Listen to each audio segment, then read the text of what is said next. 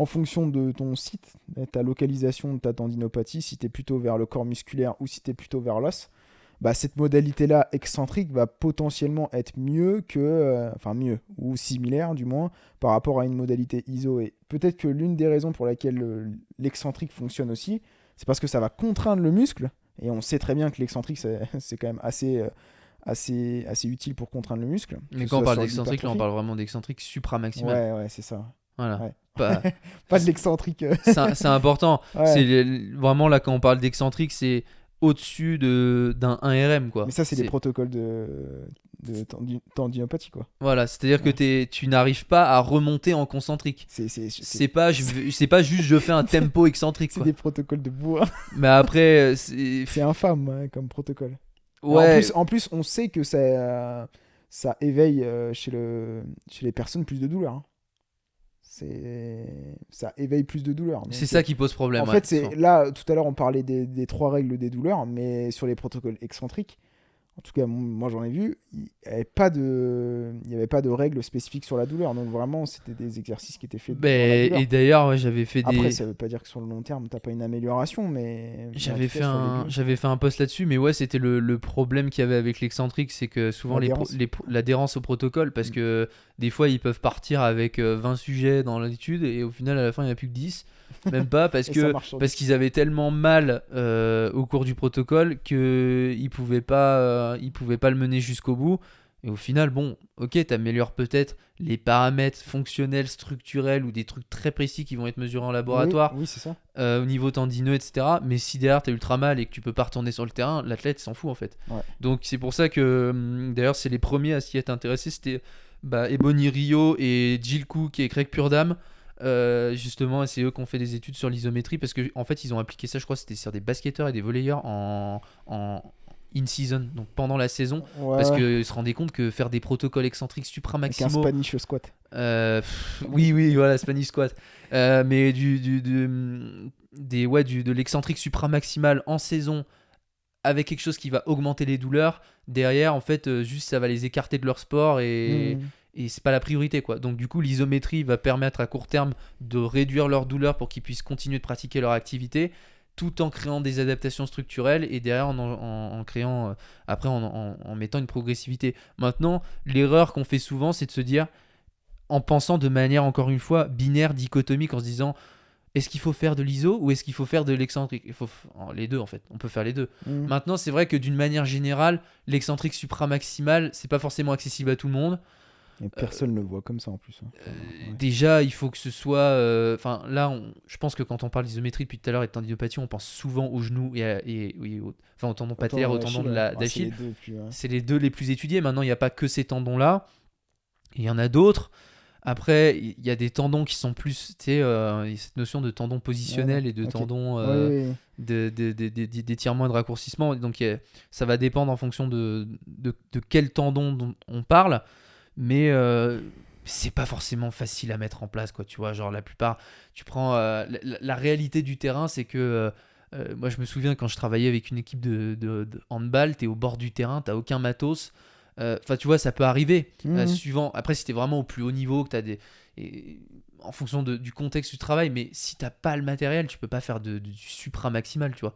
C'est pas applicable sur le terrain. Je veux dire, c'est bien en laboratoire sur des dynamomètres isocinétiques ou parce qu'ils ont les leg extensions Oui, pour chaque athlète, il y en a plein, tu vois. Et du coup, tu mets en supra maximal, mais concrètement sur le terrain, c'est difficile à appliquer, donc souvent, enfin l'excentrique a un sens évidemment, mais je pense que c'est pas forcément nécessaire, tu vois, et que tu peux Moi, je dis jamais. Supramax, j'ai jamais utilisé le Supramax. jamais. Et pourtant, c'est ce que les études, là où il y a le plus de preuves, c'est là-dessus. Hein. Puis même d'un point de vue purement mais c'est pas technique. c'est pas facile à mettre en place. Ouais, Voilà, d'un point de vue purement technique, si tu veux faciliter, par exemple, moi je suis plutôt, en tout cas en début de réathlé, j'adopte plutôt la fréquence, tu vois. Je me dis, j'aimerais que la personne en fasse pas non plus énormément, mais qu'elle en fasse assez souvent. Comme ça, bah, tu resensibilises et puis tu passes cette période un peu réfractaire où tu n'as plus d'adaptation, puis après, voilà, tu as des pics d'adaptation comme ça, mais va faire ça avec de l'excentrique Bah non, supramaximal. tu peux pas. Tu peux pas. Impossible. Donc, ouais, encore une fois. Peut-être qu'on peut revenir vite fait sur les protocoles qu'ils avaient mis en place, justement, sur le Spanish, là, juste en termes de série et de Je crois que durée de contraction. c'était ça 5 fois parle un peu. 45 secondes. Ouais, c'était ça. 5 fois 45 30 à 45 secondes secondes, je crois. à 70% MVIC. Donc Ouais, en termes c'est lourd, hein. d'intensité, c'est lourd, mais c'est quasiment à l'échec. Enfin, c'est Ouais. dur. Ah bah c'est ouais. dur à maintenir. Pour rappel, le MVIC, c'est en anglais, c'est Maximal Voluntary Isometric Contraction. C'est la force max. Donc c'est la contraction maximale isométrique volontaire. Ouais. Concrètement, c'est, admettons, on te prend un dynamomètre pour mesurer la force que tu arrives à produire. Tu vois, c'est comme si, tu sais, t'as une poignée que tu serres, et plus tu serres fort, plus tu vois que tu as des newtons, tu vois. C'est la même idée. Bah là, sauf que tu vas peut-être faire ça sur ton quadriceps ou autre chose. Bref. Et on va mesurer la force que tu arrives à produire au max. Donc vraiment, tu forces le max. Et ton 100%, ce sera donc ta contraction, ton MVIC. Et après, on te dit, ok, bah maintenant, on va te mettre une charge qui vaut 70% de ton max. Et tu te tiens. Voilà. Donc là, c'est l'isométrie yielding pour le coup. Et tu tiens 45 secondes. Et tu fais 5 séries comme ça. Je crois que c'était le protocole, c'était ça. Mais ça, pareil, c'est à nuancer. Hein, parce qu'en début de réhabilitation... en début de réathlétisation, bien sûr que même 70%, ça peut être contraignant. Et du coup, tu peux aussi te permettre, et c'est pour ça que sur de l'isométrie overcoming, quand toi, tu vas gérer ton intention, et bah, tu pourras être probablement sous 70%, parce que ça commence à être... Ouais, il faut pas en fait prendre à la lettre, parce qu'effectivement, il y a des preuves là-dessus dans la littérature, mais déjà, il y a plusieurs limites, parce que je sais que les études, elles sont sur très peu de sujets. Il y a peu d'études, et puis... Non, puis après, par exemple, ils ont fait un 60... Ouais, ils en avaient fait un sur un 70%, je sais pas si c'était avec les basketteurs, mais le Spanish squat, je sais pas s'ils ont des moyens forcément d'être capables, enfin de vraiment estimer la contrainte du 70%. Tu vois. Spanish squat, c'est un exercice, et on mettra une photo au début, mais c'est juste une chaise en gros, où on a juste un support au niveau du mollet. Mais c'est clair, et il y a des infos qui manquent en fait, parce que quand toi tu es sur le terrain et que tu n'as pas la même possibilité de mesurer ta contraction maximale isométrique volontaire, en fait tu te dis ok, je dois tenir 45 secondes, mais en fait je dois avoir combien, si on parle, tu vois, si on revient un peu sur ces notions qui sont souvent définies, j'allais pas dire quasi exclusivement par rapport à l'hypertrophie, mais les notions de rep en réserve, là c'est le temps en réserve en fait. Bah oui, tu te dis ok, je tiens 45 secondes, mais j'ai une minute sous le pied ou j'ai 10 secondes, tu vois. Ça aussi c'est pas encore très clair, et je pense qu'il faudrait que ce soit étudié, ça, peut-être la proximité de l'échec sur l'isométrie par rapport au temps, enfin il manque des choses, mais ouais, le protocole c'était ça. Après il y a plusieurs protocoles, je sais qu'il y a eu d'autres études qui ont été faites où là il faisait des trucs de 3 secondes mais fois je sais pas combien de dizaines de séries, ou à l'inverse moins intense mais plus long et pas sur 45 secondes, donc ça va vraiment dépendre. Mais ouais, ce qui compte, ce qu'il faut retenir, c'est le principe. C'est si t'as trop mal pour faire 45 secondes, 70%, bah tu peux très bien faire 1 minute ou 1 minute 15, 1 minute 30 et beaucoup moins intense. Donc c'est l'idée qu'il faut retenir. Dernier truc sur lequel je voulais revenir, c'est la jonction myotendineuse. Tu veux en parler ? L'influence de l'isométrie sur la jonction myotendineuse. Alors, déjà, il faut juste rappeler ce que c'est qu'un tendon un petit peu, et où est-ce que ça s'insère. Globalement, un tendon, ça va relier un muscle à un os. Okay ça va relier une structure qui est plutôt compliante, qui est le muscle, à une structure qui est plutôt raide, qui est l'os. Et du coup, tout à l'heure, on parlait de continuum entre les deux, c'est-à-dire forcément que le muscle il va partager un peu de matériel, entre guillemets, avec le tendon, et le tendon va partager un peu de matériel avec l'os. Ce qu'il faut retenir ici, c'est que au sein de la jonction myotendineuse et au niveau de l'os et du tendon, on va avoir des changements dans le comportement mécanique, au final, du tendon. Par exemple, plus le tendon qui va être proche de l'os va être beaucoup plus raide. Ça va être un tendon qui sera raide, potentiellement qui peut répondre à des modalités plus orientées raideur. Et sur de l'autre côté du tendon, on va avoir une surface qui va être beaucoup plus compliante. Et c'est là où on se dit, au final, ça veut dire que mon tendon, il a besoin non seulement des exercices qui sollicitent plus de la raideur, donc peut-être avec des taux de charge ou des vitesses de charge plus importantes, mais il a aussi besoin d'exercices assez lourds qui sollicitent le muscle pour justement essayer de essayer C'est ça, ouais. essayer de gérer les deux.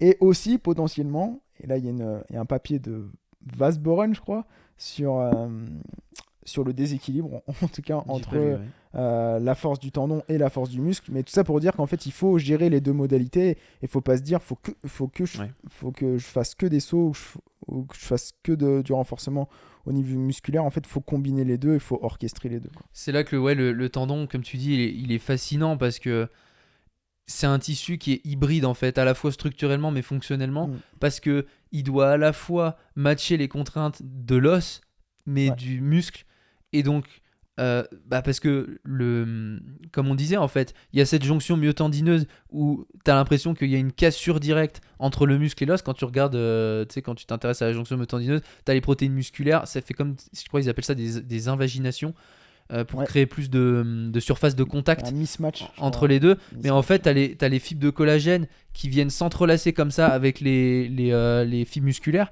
Mais ce que je disais tout à l'heure dans la continuité, c'est que après le tendon, il s'arrête pas là, il se prolonge dans le périmysium, etc. Donc il y a une continuité dans le tissu conjonctif intramusculaire. Mais bref, euh, globalement, il y a cette continuité jusqu'à l'autre tendon, jusqu'à l'autre os, etc. Mais le tendon, il doit être, comme tu dis, plus compliant du côté du muscle et plus raide du côté de l'os, parce que le tendon, ça devient de l'os après. Genre, le tendon, il est majoritairement fait de collagène de type 1, mais plus tu te rapproches de l'os, plus il y a cette lentèse, donc qui est la jonction entre le tendon et l'os, où là, il va y avoir, il commence à y avoir un peu de, comment t'appelles ça, les cristaux, les hydroxyapatites de calcium, là. Tu commences à avoir des Peut-être. composants qu'il y a dans l'os, Ouais. et oui, toujours du collagène de type 1, mais il commence à y avoir des composants de l'os. En fait, on parle de fibrocartilage, puis de l'os. Donc en fait, c'est continu, il y a une continuité structurelle directe. Mm. Et du coup, c'est ça qui est compliqué avec le tendon, c'est qu'il faut qu'il soit raide et qu'il soit compliant en même Mm. temps. Pour ceux à qui ça parle pas, la raideur, c'est la résistance à la déformation du tendon en fait. Ouais.